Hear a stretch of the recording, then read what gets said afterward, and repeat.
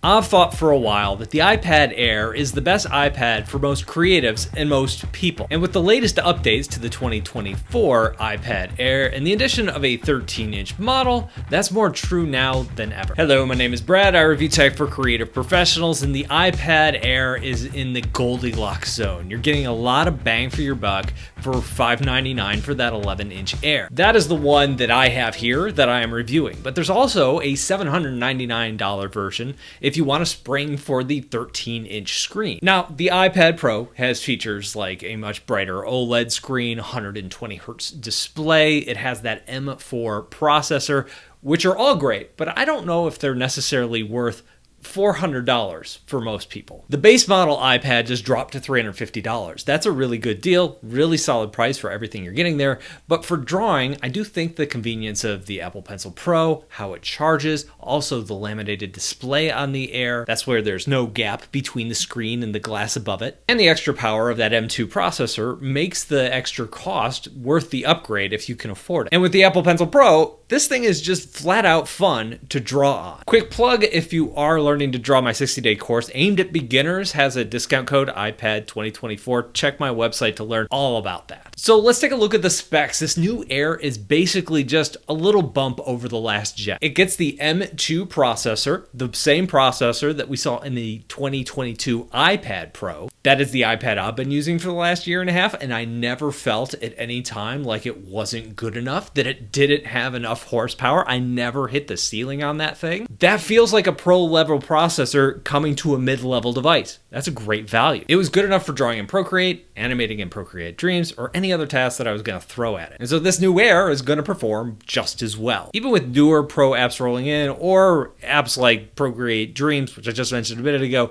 serving up new features like the non-destructive Gaussian blur. Now this iPad has the same LCD display that it had before. It's still a really solid display. It still looks really good, still gets bright enough. When you put it next to the iPad Pro, you can definitely see the difference, but in everyday use, it's not like huge. The colors pop, it gets plenty bright. If you want to draw outside, you probably do want to get the iPad Pro because that's an area where this does make a big difference, but for indoor use, it's fine. The one feature you might miss here though is the refresh rate. This is only 60 hertz, whereas the screens on the iPad Pros are 120 hertz. This is going to give you smoother animations. If you're flipping through screens or just opening and closing apps, you're going to see that. Does it really affect drawing all that much? If I slow down the camera speed, you can kind of see the difference here between the iPad Pro 2022, which also has the M2 chip, and this new Air, which has an M2 chip. But in real time, when I'm drawing, when that camera isn't slowed down, is it perceptible? No, it's really not. And the main reason here has nothing to do with the technology, but just how well optimized many of these iPad drawing apps are, especially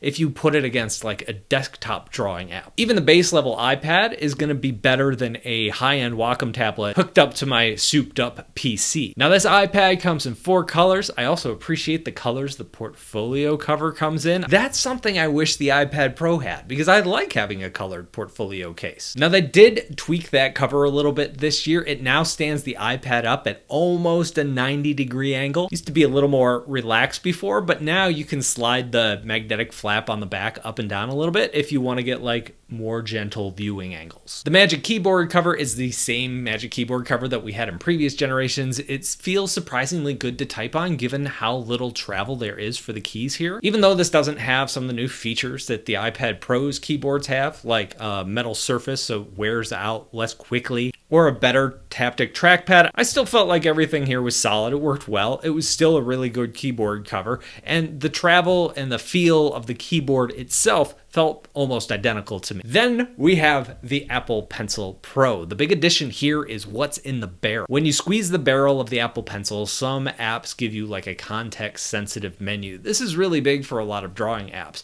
Support is still rolling out. You might have Procreate or Adobe Fresco update ready for you by the time you get your iPad or by the time this video even comes out. I've been using the beta versions of those apps so I can test it out a little bit. So far, my favorite is Adobe Fresco. I really like how they've implemented a little brush palette that pops up when you squeeze that barrel. It's a little thing, but being able to change your color or the size of your brush in the same area of the screen that you're working on is genuinely useful. I no longer have to move all the way over to the other side of the screen to do all that stuff. It's right right there where your pen is anyway. The Gen 2 Apple Pencil had a tappable area along the side, and you could customize that in the settings.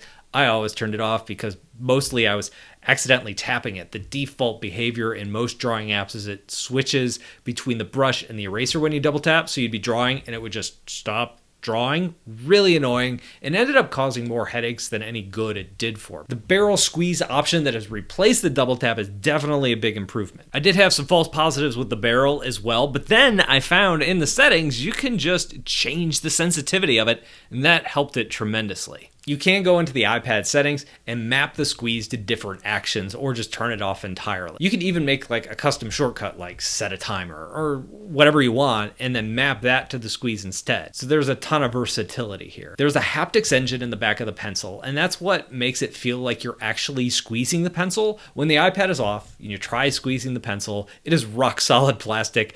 It's crazy that that haptic engine could trick your brain into thinking something is happening when it's really not. The other feature that comes along with a new barrel is being able to roll it. In drawing apps like Procreate, there are brushes that can detect the rotation of the barrel, so the angle that your brush is at can be controlled that way. Twisting it one way makes the line thicker, twisting it the other way makes it thinner. Also, this can give you instant smoke effects if you draw while twisting the pencil. Pretty cool. Procreate Dreams also allows you to use the same thing in animations, so if you want to rotate an object while you're moving it around the stage, you can totally do that. And I think it's kind of cool how app developers are starting to get creative with this. One thing to note is the Apple Pencil lineup is getting a little bit confusing here. The only pencil that works on the iPad Air is this new Apple Pencil Pro. If you have a Gen 2 Apple Pencil, it's not going to work here. The reason why is another big change on this iPad is they've changed the camera from portrait top or side if you're in landscape over to the top of the landscape view. The charger used to be there. The charger is still there, but in order for the charger to still be there, they had to redesign it so that it worked around the camera module. This also meant that they had to redesign the Apple Pencil as well. It is kind of a bummer because I have seen comments, and I totally get where people are coming from because they are bummed out that they have to repurchase an Apple Pencil when their old one still works perfectly well. And costs $130. That's an important note there too. Now in the iPad Pro 2 years ago, with this M2 chip, they added a new hover feature to the Apple Pencil. Since the M2 chip is now available in the Air, you get hover. Congratulations. That means if you take the Apple Pencil and kind of hover over the screen, you're gonna see your cursor. In a drawing app, you might be able to see like how big is your brush going to be before you actually start laying down strokes. It's kind of useful. Apple's freeform note-taking / whiteboarding app has some really cool implementations with this. You can see your Apple Pencil's shadow when you hover over the app. This kind of messed with my head at first because I was like, is that a real shadow? It was not, but it does show the direction and the rotation of your barrel, which is super cool. So this review for the iPad Air is being created or being edited on an iPad Pro. In fact, right now I'm recording the audio on an iPad. I'm trying to take as many of my processes, anything that I do during the day, whether it's writing a script, drawing, 3D editing, and I'm trying to do all of that on the iPad for a week or so just to see what the experience is like if that's my main computer and I abandon the old PC or MacBook. So subscribe and ring the bell if you want to see that when it's ready. The reason I bring this up is because anything that can be done on the M4 chip, the M2 could do pretty much the same or just as well. The processor and the RAM isn't going to be a limitation for many of the tasks I'm going to be doing there. The iPad Pro with the M4 might render the video, I don't know, 30 seconds a minute faster. That's great. That's nice. Love that.